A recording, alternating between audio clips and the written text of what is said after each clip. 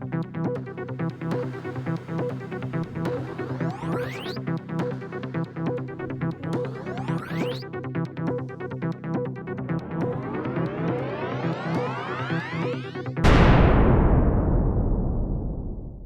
everyone. Welcome back to the show. You've got the indisputable, beautiful Dr. Dana Waters sitting on right back. Sitting on my left. Is it? Your left? Am I on your left? Yeah. Are you? You're on my left. I'm on your left. Yeah. And this is the irreplaceable Dr. Gwen Palafox on my left. I always have to pull some sort of movie reference. And on your left is from one of my favorite people of all time, which is Captain America. Is that a thing in Captain America on your left? Yeah. Well, in Winter Soldier, he in the opening scene, he's running around the mall and he's passing. He's passing Anyway, and he's on your left. On your left. It's just so funny. And I just think it's so funny. So we do that when we're riding a bike too. We have to say on your left because we're fast. Right. We don't want to scare the runners. Yeah. Yeah. So that is, that's a high compliment. You're on your left. On my left. That's you. There you go. Anyway, good segue into trauma too, though. I mean, let's talk about trauma, shall we? Because I think it's a little bit, maybe a lot of it, there's a lot of misperceptions, I think, about trauma. Yeah. So let's use that example. Why do you say on your left? Because you're coming up behind somebody and you don't want to scare them. But really, we say on your left, we don't want to scare you and we don't want you to not know we're there and freak out and then jump out in front of us. So there's some self-preservation in that too. But we can start from that very base of scaring someone. Yeah. You could say that's a trauma, but something like that, a fear response usually dwindles off pretty quick. And so insofar as our world is someone's been traumatized, we think of something a little heavier than that, bigger than that, something that's or repetitive, right? Yeah. So everybody's heard of post-traumatic stress disorder, PTSD.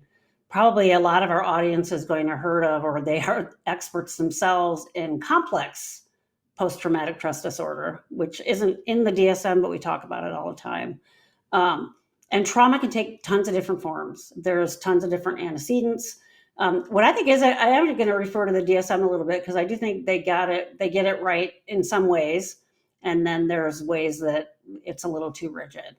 But when we think about trauma in our world, in the psychology world, where someone would come to see us because of a trauma, we think of something that happens to you that is beyond the scope of what someone would be encountering in their everyday life, or it's something that is really stressful and it's chronic, right?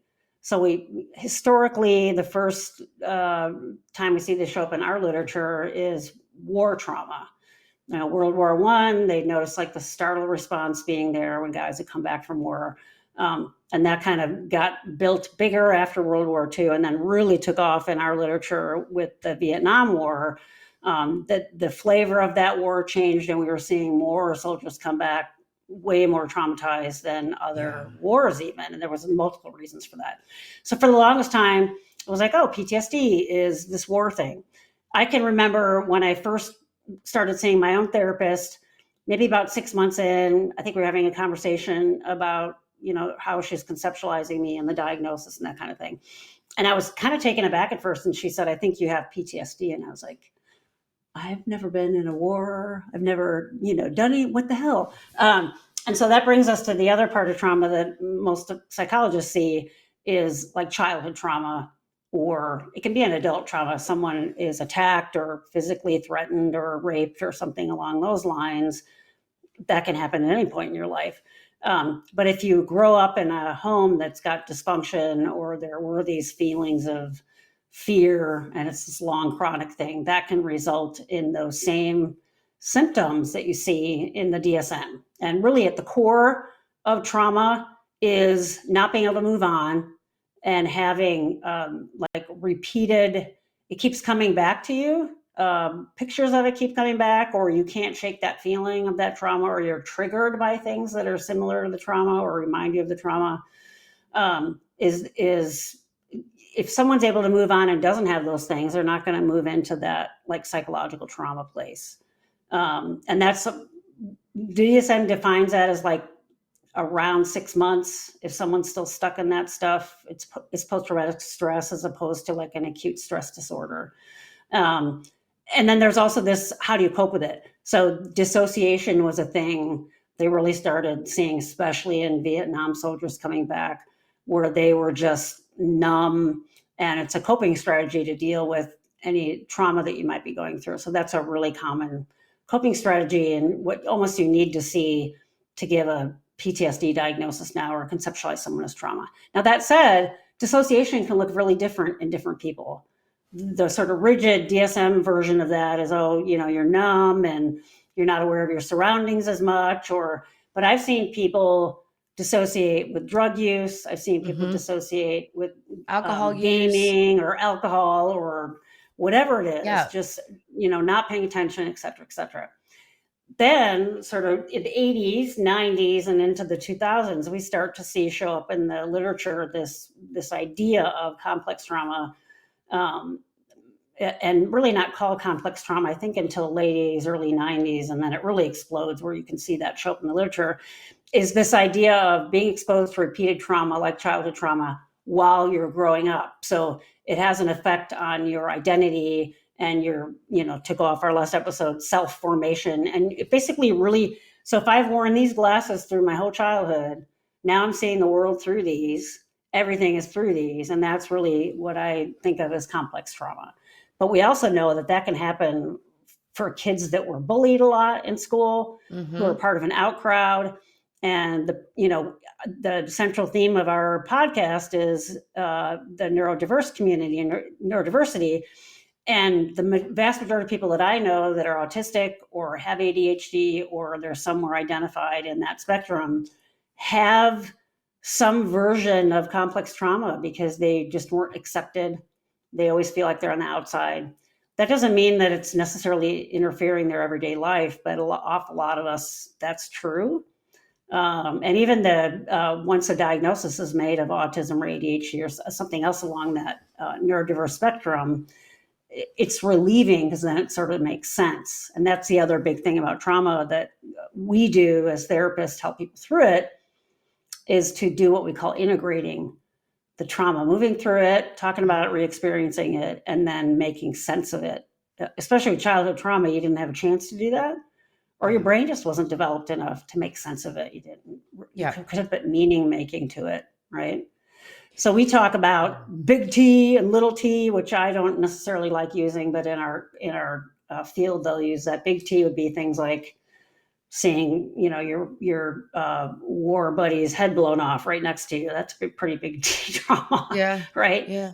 Little T might be like childhood trauma, but it's over a period of 18 years, but that can turn into a big T and that kind of thing. And then it really is dependent on the person. So you can see someone that went through horrific things as a kid who doesn't have PTSD, who has somehow find a way to frame it and make sense, and they've moved on. And then I can have other people that have had, we can really only identify 2 or 3 instances of something that didn't, to the outward observer wouldn't be a huge thing, but they come in barely able to function.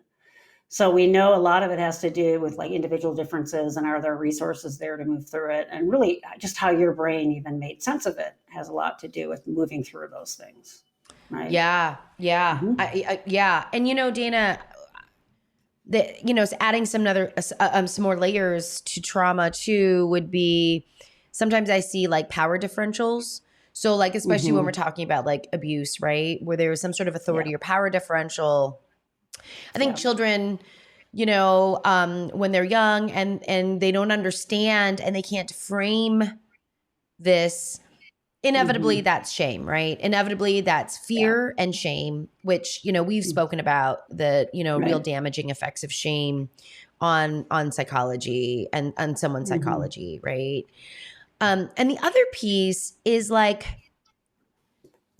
I think whenever I think about trauma as a therapist, it's like, what was the emotional distress, right? Like, did my client experience emotional distress surrounding this event. Yeah. Right? Yeah. And for some of them, I think to add another, why I think trauma can be even more intensified with my neurodivergent client is that there's already this propensity for hyperfocus, right? Yeah. So now there's a negative event that caused me distress. I don't understand it. So I'm stuck on it, right? I don't understand it. So I'm stuck. So it's vivid because I've got a very vivid memory for this. And I replay it over and over and over. And I re-traumatize over and over. Yeah, right. And then I'm agitated and I'm upset and I'm dysregulated. Right. It's like, to be able to see or catch that sooner than later, I think is really helpful. But when now my client doesn't have distress tolerance or emotional regulation or coping skills, now we got to be really careful about talking about, inoculations, exposures, working through. It is so complicated. Yeah. There's a whole model of how you go about treating someone with trauma, and resource installation is that first thing. You have to make sure that they're kind of equipped to do that. Yep. You don't want to pull off a really big scar and then someone bleeds to death, right? To use the metaphor, you have to make sure that they can handle that part of it. You bring up something, though, that we call repetition compulsion, which used to be thought as this really, well, why are they doing that? We need to snap them out of it. And now we know repetition compulsion, or staying stuck on something, is the brain's trying to replay it over and over so it can deal with it. And it used to be, let's just stop you doing that. And then, we stop you doing that and we couldn't figure out why people weren't getting better. The idea is to do that, but do it in a way that changes it, or that you're with someone that you're not awareness. You have that awareness when you're coming into it and you're like, okay, what's going on? Tell me what's going on. How are you feeling? Using creative visualization. What can you do now, knowing you're grounded in this adult body, sitting in my office? It's not happening to you now, but even though it feels like it is, and all these things that help you move through it in a different way, rather than doing what we call recapitulate it, which is to just do it again and not move through it. And then that can actually be re-traumatizing. And we know that actually just reinforces all the neural pathways to stay exactly where they are. So you have to do some things to deliberately find out what that person's loop is, why they're doing that, and then try to help them move through it. Yeah. I mean, I see repetition and perseveration, because that's what, right? I see that as my cue that there is something unresolved. Yeah. So that's inevitably, and I'm like, we got to go there, actually. Like that's where we need to go, and give it a frame to be understood, and then expanded right. That's for me. And so, or that there's a worry, like the repetition's happening because there's a worry about something else. So like, I'm worried that I'm going to forget what I'm going to say. I'm worried that I'm going to lose my train of thought. I'm rigid with my schedule because scheduling is really hard for me. So in order for me to do what I want to do and be good, I have air quotes out for our audio only listeners. I'm really rigid on my schedule. That's how I compensate. And so we even spoke about this in another episode, which is, let's not pathologize people. Let's look at the behaviors that we are observing to potentially be what ABA or what others like to call maladaptive, let's just say. And let's look at them as adaptive. Like, they are adaptive responses. How can we help them? Move through this, do something different. Yeah, there's a reason they're doing what they're doing. Yeah. Right. It may be causing them angst, and it may not be progressing them. And then that's where our job comes in, is to not get rid of that behavior, but to say, why is that happening? Yep. And then, this was at the core of my Adlerian training, is what purpose is that serving? You don't want to take away the purpose, because clearly they're doing it. There's a reason. It makes sense that they're doing that. Yeah. So then you can say, okay, are you worried about speaking in public? And then it could be as easy as saying, I don't do this well. I'm super nervous right now talking about it. And then, to gain empathy of your audience. It could be, is there a way you don't have to speak in public? I mean, what is the context of that thing you're having to face? So it's like problem solving, information gathering, various things that you can do that restore the feelings of efficacy and restore that person's feeling in control without just leaving them in that spinning place, right? Yeah, it's not up to us to say, well, do that, but what can you do? The idea is you want to empower that person in that thing that they're doing. You want to listen to them. What purpose is that serving? And now how can we empower you in that to do it differently so you're not just stuck in that same place, right? I like that 1, 2, 3, Dana. Like you basically, right? And you and I both know, and we're I'll communicate like that. This 1, 2, 3 is might sound simple, but not easy to do. Yeah. But this idea of how do we understand, right? Understand what's happening. How do we problem solve that together, and then empower you to move, in a different direction. And sometimes we need to empower the system. Like there are many clients that I work with that I really need to change the system because my client is not able to make those changes on their own, right? Yet, right. And sometimes never. And or that's ever. okay. Yeah. Right. Yeah. But if we really want to think about quality of life and we really want to think about these things, and then the system, for a client like that needs to change. But it really is, I mean, if we think about, here's the idea. So let's kind of circle back to the idea of trauma. And, I think trauma is overwhelming. Like if I had to choose it's overwhelming. It's emotionally and just from a dysregulation standpoint, it's overwhelming for the person. And meaning they don't have the resources to cope with it at that time. Yep. I may not understand it. I may not know how to deal with it. I don't have the skills to deal with it. The other trauma that I see for my clients regularly is how the unstructured playground time went for them at school.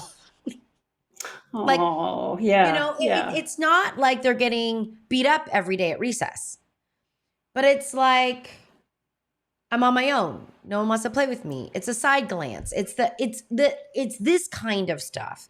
I think that's why small talk is a version of that. Like, I don't know the rules of this. I don't know how to do it. No one's including me. Yeah. So that's hard, I think, socially as well. But there's lots of these pieces. And so, our goal is not to diminish. And I think there is a neurotypical knee-jerk reaction, which is suck it up. Just suck it up. Yeah, because that's just terrible to tell anybody, neurodiverse or not. And B, neurodiverse folks don't do sucking it up well. We just go into hyperdrive, go around, and then we just won't tell you that's what we're doing. So that's and I feel like neurodiverse folks are sucking it up all the time. Well, it's like the par for the course. It's like, I don't have any energy left. Thanks. Yeah. I've been masking all day long. Like that's right. Peace. Like nothing left, you know? And you made me think though of I give those 3 ideas and then how we implement the tools we use. Because you could say, okay, doing surgery, there's a problem. You cut them open, you cut out the bad stuff, you sew them up, you send them on their way. And is someone going to let me do surgery because I know those 3 things? Of course not. So it's about, right? It's about giving the person that locus control. I'd love to try, but I don't think that would go very well. You're like, I'm good with tools, but I might pass out. Yeah, exactly. But I'm thinking of a recent example is for those of you that watch football, there was a guy that got hit funny on the football field a while ago, or a couple weeks ago, stopped breathing, his heart stopped, right? Yes. It ended up being this really rare, weird thing that if you get hit just the right time, just the right place on your heart will stop. You could hear the announcers were traumatized, and you could see all the football players gathered around were traumatized because they were watching them do CPR on this guy they know. And if you've never actually seen CPR being done, it is horrific to watch. Yeah. It's violent, it's scary, it's awful. So I was thinking, oh my God, all those guys right there, they're getting traumatized right now. And then they take him to the hospital, don't really know if he's going to be okay for a couple of days. And obviously, if this is a buddy of yours, you're going through that period of fear and you're really afraid of that. Now, they didn't play the rest of the game that night, thank God, because they probably would have made them do that 10 years ago, which is crazy. Yeah. But the frame now starts to shift, and now he's okay, right? Now he's going to survive. His brain is fine. There's not a lot of ill effects. He's probably going to be okay. And then, so that frame for those folks, even though they've gone through that trauma, starts to shift a little bit versus if it would have been that he died on the field, right? So a lot of it is like the context of what you're grappling with and how big it gets and how can you get a frame around it. And then he actually goes to visit them and they can see him in person and he's walking, talking, seeming to do okay, and maybe even has a plan to come back to play. We don't know yet. But so that can really shift things. And that's just like one example of what we do as therapists to help someone move through those things. So it could be even just giving them a way to frame something that they never thought of. Well, of course you couldn't do anything about that then. You were 4. Yeah. Oh, I should have known. Do you know any 4-year-olds in your life right now? Oh yeah, I have a 4-year-old nephew. When you look at that nephew now, do you think he would have been able to stop your father from hurting your mother? Do you think he could physically even get in there and do that? And they're like, no. So why are you imposing that frame on your own little 4-year-olds? Right? So that what we do is a version of reframing everything, and that is to help them make sense of it so that they can get out of that spinning cycle. And that takes years of practicing it. And I always say it's like, trying to herd cats, and you get better at it as you have more practice, because we have defense mechanisms too that help us not see what's out here. Well, my 4-year-old self should have done something. That's easier to deal with than the world is so random and cruel that my dad can beat the crap out of my mother and I can't do anything about it. To a 4-year-old, it makes more sense, and you actually have a more internal locus of control if you think it's your fault. It sounds weird because you're going to take a hit for thinking it's your fault, but now that sense of empowerment lives within you rather than out here, and it's this random, really scary thing that could happen at any minute. So those kinds of things, like we will try to dig in there, and then also do it in a way that is timed enough that the person can handle it, have time to integrate it, that they're going to be able to leave your office and still function. And then if you do the kind of work you do, where you're dealing with younger people or people that need to rely on parents or caregivers, you have to involve them to a certain extent in it as well. And then that's a whole nother layer of that framing that needs to happen. It's really hard work. It's heavy lifting. It's really different. I mean, I think, and this is why therapy can last a long time. I know there's all these like kind of newer types of therapy that's out there. I mean, ACT, I think is gaining a lot of steam. Dana, I don't know if you've seen that, acceptance and commitment. For those of you out there. Yeah. I think it's one tool, but it's not panacea for sure. Yeah. No, agreed. Or like a solution focused brief therapy, like there's all these like things and I don't know. There's something to that because I feel like that's very action oriented, and you're problem solving and stuff. But there's a lot of work, I think, that goes into the first step, which is how do I understand this? What is a frame for which I understand this? Because so many times we are working through defense mechanisms that are there adaptively. Absolutely. Yeah, absolutely. That may not be healthy. Or it's helped that person survive till that point in time, but they're suffering now, and then you're there. Yeah. It's not like it's no longer working, right? So I think that's where I think the crux of therapy really is. And that's why, going back to how many episodes have we done now on self-awareness? And like our last episode was on identity. If you see yourself, and we know this in psychology, your identity and how you define your identity is one of the biggest predictors for how you behave, right? If I say, you know what, I'm an athlete. And I believe I'm an athlete. My exercise and diet typically follow what I think athletes do, right? Interesting. But if I see myself as like a couch potato, And like, this is as good as it's getting. Yeah. There's no motivation to do anything differently. Right. Because motivation is if you wait till you're motivated to do difficult things, you don't do them. Yeah. Right. Or you're told that you're not an athlete. And now you're like, oh, I'm not. Oh, I'm not. Right. Because I don't know. You start to believe it, and then you start to act accordingly. Yeah. It's so interesting. It's so complex. And there are a lot of therapists that are doing trauma-informed therapy now. And while that might not be like an EMDR, where this is, truly like an approved trauma, let's just say, type of model in which we might help someone. And one tool also, by the way, EMDR is not also a panacea for dealing with trauma. Yeah. And doesn't work for everybody.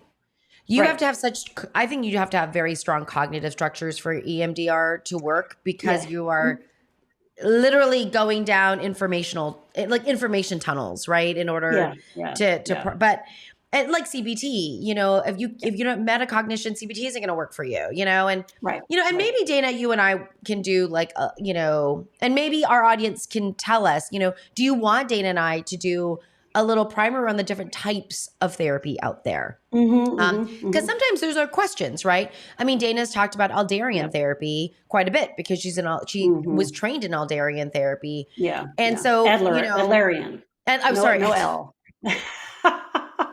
I'm like, for a minute there, I'm like, is there a different pronunciation? I think it's Adlerian, but right. My dyslexia. Alderian kind of sounds like something that might be in a Star Trek episode, like the Alderians. Oh, now I'll remember. It's so funny because it's probably because I misspell it. Of course, it's Adler, Adler. Yeah. I literally switched the L and the D.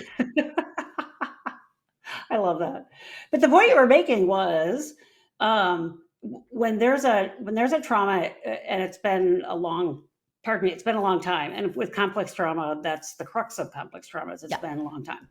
Yeah. The therapy is going to take a while. There might be aspects or parts of it that you can unpack pretty quickly that you might use a CBT-ish thing for. And then other things that I've got to use relational therapy. I've got to make sure someone trusts me. I've got to make sure that I can hold that for them. I got to make sure that they trust me enough to kind of let me fillet them like a fish in a session, and that I'll sew them back up and they'll be okay when they leave. And all that takes time.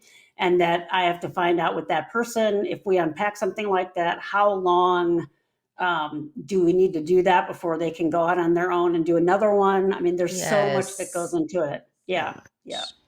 So much. And that you can't move faster than your client. Right. Oh no. Yeah, absolutely. Can't. Right. And so this is what I think is like really challenging. When we think about therapy, when we think about mental health, when we think about the systems of funding for mental health, where it's like, okay, you get 13 approved sessions a year. I don't know about you, Dana, but I'm not very effective as a therapist, but 13 sessions, like, I'm like, what? That's usually not even resource installation in that amount of time. No, we're not even at resource installation yet. And how many clients need to build trust over a long period of time, because it's change. I've never done this before. I've never looked at myself in this way before. It's really scary. I mean, like, there's a lot to this, and so, but trauma, I think if I were to say, what would I put on a billboard, for this episode, if I had to distill, one idea of this episode, it would be that trauma is more common than you realize. Oh, yeah. Yeah. Yeah, for sure. I mean, because if we go back to look at something like, being bullied can cause that to back up on you as an adult. I mean, there's so many things that can cause it. Now, that doesn't mean it's going to impact your life in a way that you can't function necessarily, right? So someone could have some trauma and their history and they're fine. They never go to therapy. Yep. But yeah, I think everybody has some of that to some degree, because life is hard and things happen. And, it's how you deal with them. If we're talking about whether they become a treatable trauma, that's something different. right? Yeah. Depends on how long it backs up on you. And remember, if we're like talking about, you know, that trauma exists where emotional distress exists. I mean, what distresses me is very different than what might distress someone else. Oh, absolutely. Yeah, that's why it is very individualistic. Yeah, and the language in the DSM even changed. It used to be you were in a situation where your life was in danger, and then it went to a situation where you think your life was in danger, and now it just goes to a situation where it was overwhelming and you couldn't cope at the time. So even you can see even the language started changing, and that's in that regard, it's going to be huge individual differences between person to person, seeing the same experience. Yeah. Yeah, absolutely. Absolutely. Yeah. Dana, we did it. We did it. Yeah. If you're interested in learning more about trauma, again, there's so much information available online. Just make sure they're good sources, but you can get your bearings even with like a Wikipedia search on it, get the history of it and start wading in to understand it. And even if you're in therapy, do some of that research, because then your therapist and you will have some common language and you'll understand what they're doing. You'll feel safer then. I always let my clients see behind the curtain. I'm like, I'm not going to try to trick you or whatever. It's always better if you know what's going on. Agree. I'm similar. You know, we take steps together, we collaborate. Because Dana and I are not in the business of telling people what they should be or know or do. Exactly. I mean, I can barely do that for myself. So, you know, but you know, providing that safe structure and space in which to explore ourselves and to be empowered. It's helpful to do that in the context of another person sometimes. Yeah, anyway. Absolutely. All right, audience. Thanks for being here. We'll see you in the next episode. Bye. Bye.